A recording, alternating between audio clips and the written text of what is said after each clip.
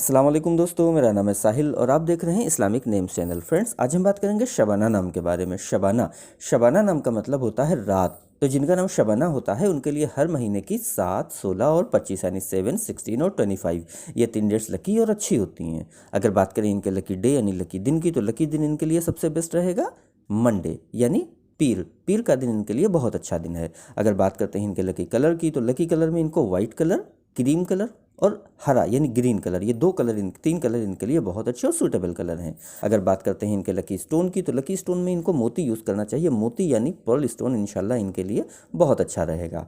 अगर बात करें इनके लकी नंबर की, तो लकी नंबर है इनका 7 यानी 7 नंबर इनका लकी नंबर है। तो ये थी शबाना नाम की शॉर्ट डिटेल। अगर ये वीडियो आपको अच्छी लगी हो तो इसको लाइक करें, शेयर करें, हमारे चैनल को सब्सक्राइब करें।